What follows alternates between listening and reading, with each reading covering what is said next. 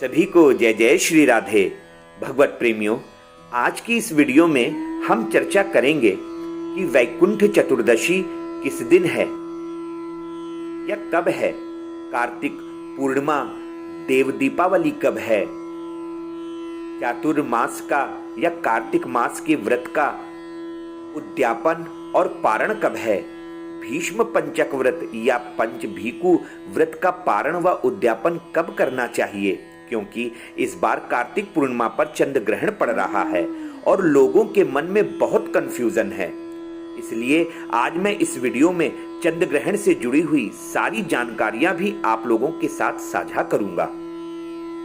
यहां मैं आपको बताऊंगा कि चंद्र ग्रहण के सूतक का समय क्या होगा, चंद्र ग्रहण प्रारंभ और समाप्ति का समय क्या होगा और चंद्र ग्रहण के मोक्ष का समय क्या होगा। साथ ही में यह भी बताऊंगा कि चंद्र ग्रहण के सूतक के समय क्या करना चाहिए और क्या नहीं करना चाहिए।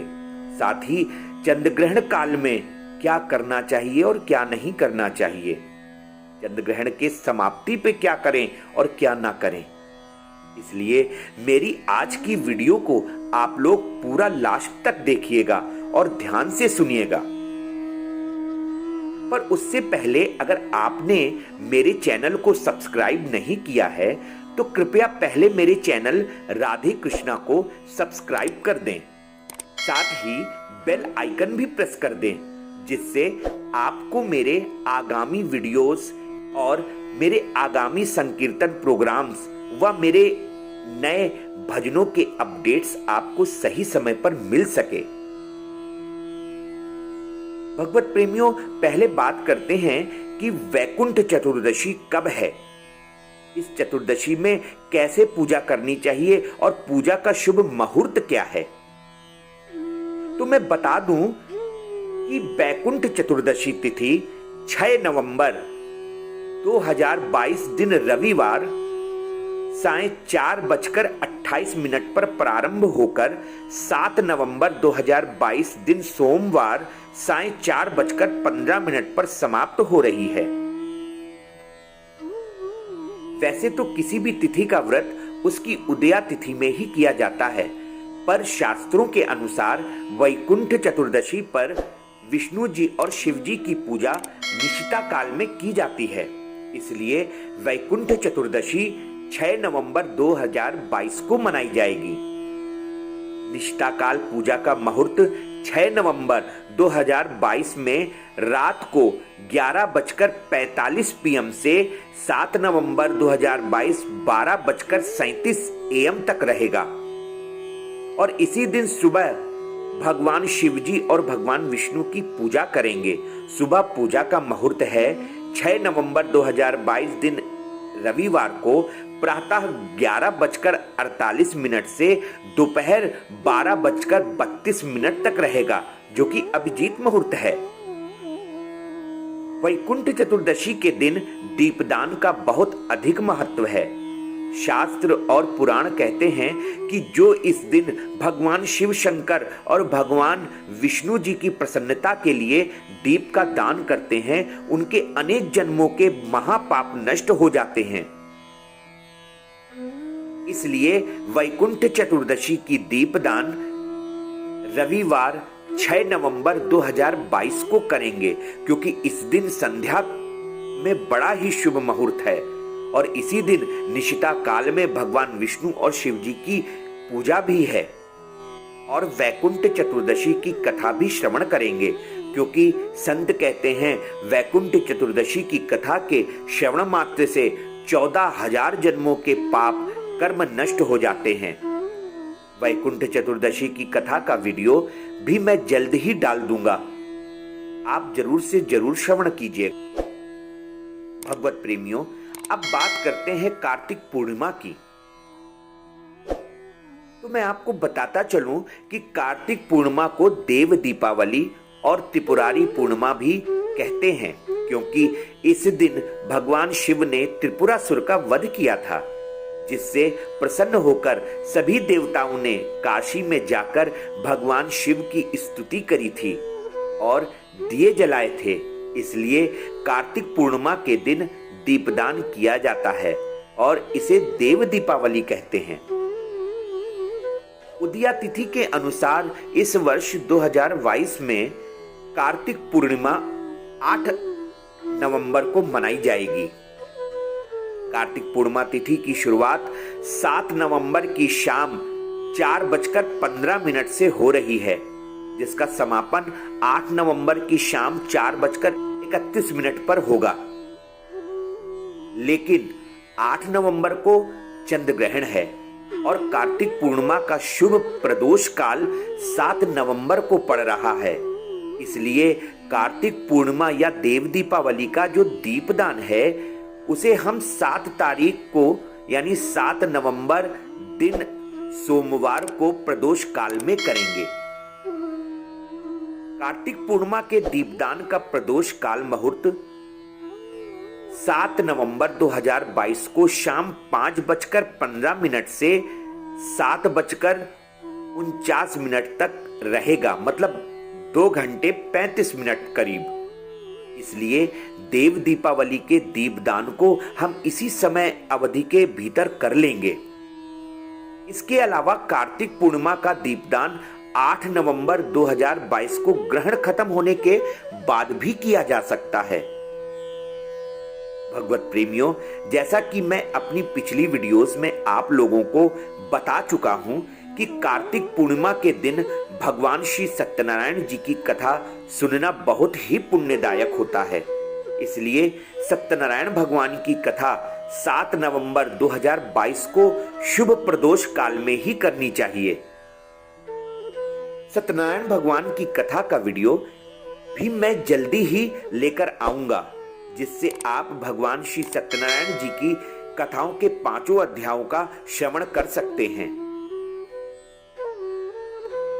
अब दर्शकों का यह प्रश्न भी था कि उदया तिथि के अनुसार जब 8 तारीख को कार्तिक पूर्णिमा है और उस दिन चंद्र ग्रहण पड़ रहा है, तो कार्तिक मास का उद्यापन, कार्तिक मास का स्नान, चातुर्मास का उद्यापन, भीष्म पंचक या पंच भीकु व्रत का उद्यापन और पारण कब किया जाएगा?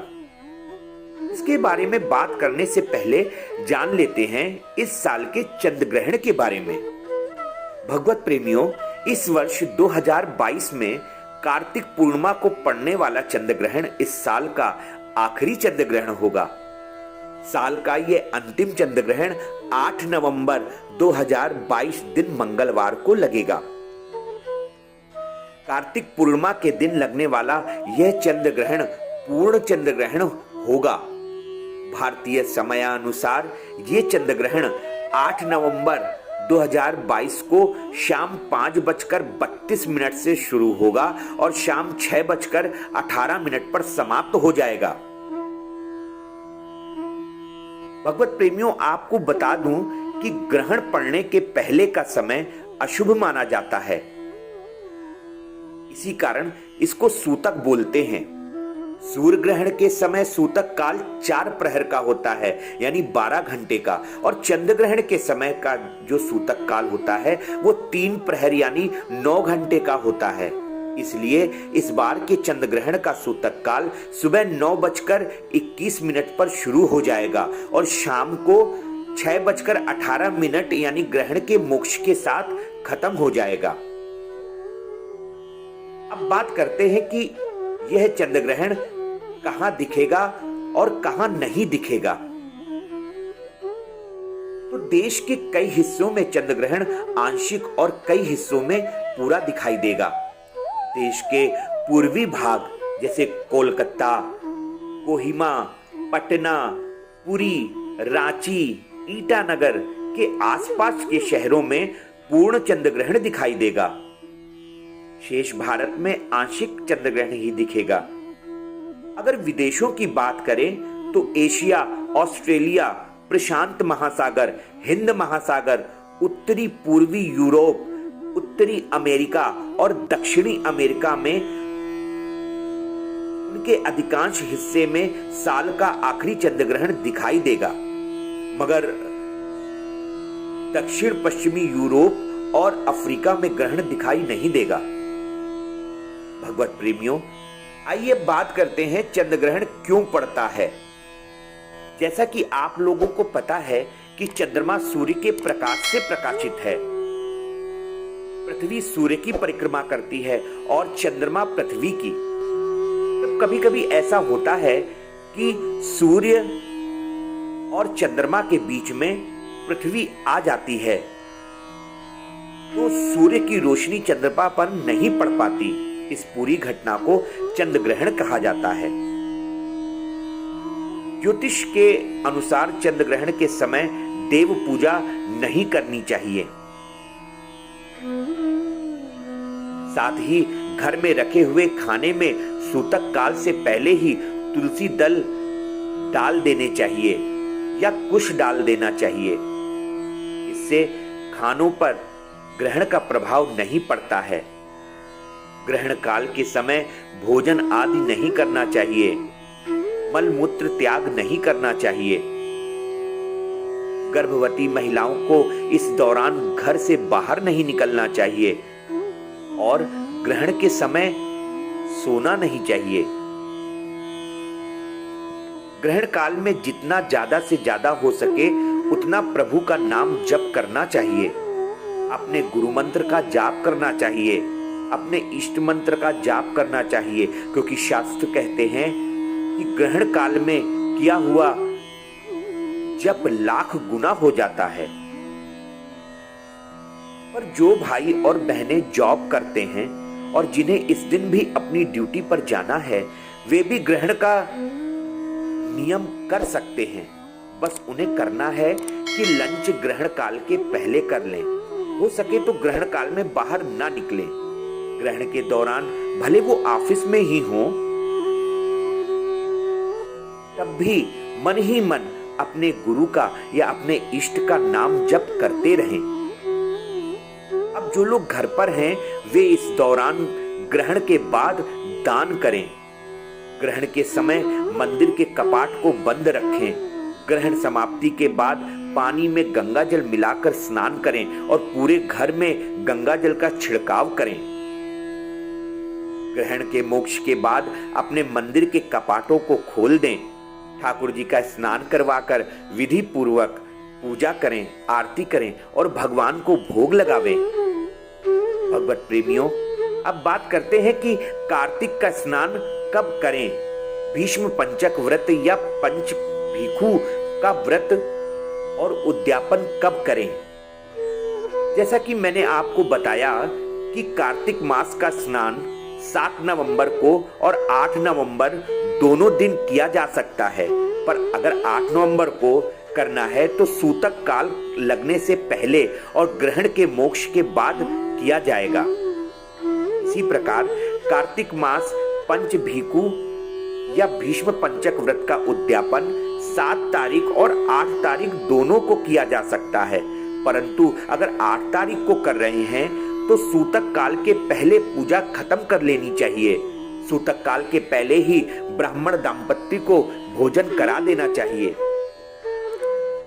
या सूतक काल और चंद्र ग्रहण काल खत्म होने के बाद पूजा करनी चाहिए, स्नान करना चाहिए।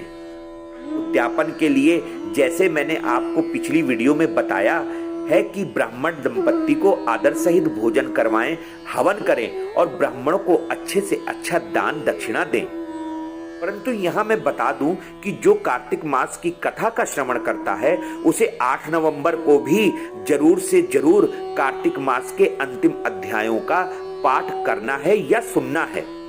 और पंच भीखू व्रत का उद्यापन 9 तारीख यानी मार्गशीर्ष की प्रतिपदा को चिड़ा चिड़ी की कथा करने के बाद भगवान कृष्ण को खिचड़ी का भोग लगाकर उसी से पारण किया जाएगा। भगवत प्रेमियों, इस प्रकार यहाँ मैंने बहुत सारे ज्योतिषाचार्यों के द्वारा बताए गए ग्रहण काल में किए जाने वाले नियम जप तप के बारे में आप लोगों से संक्षेप में चर्चा की। आशा करता हूं कि मेरा आज का वीडियो आप लोगों को पसंद आया होगा। यदि आपको हमारा ये वीडियो पसंद आया है तो हमारे वीडियो को लाइक करें, हमारे चैनल राधे कृष्णा को सब्सक्राइब करें और साथ में बेल आइकन जरूर प्रेस कर दें, जिससे कि आपको मेरे आगामी वीडियोस और आगामी संकीर्तन प्रोग्रामों की जानकारी सही समय पर उपलब्ध हो जाएगी। इसी के साथ सभी को जय जय श्री राधे।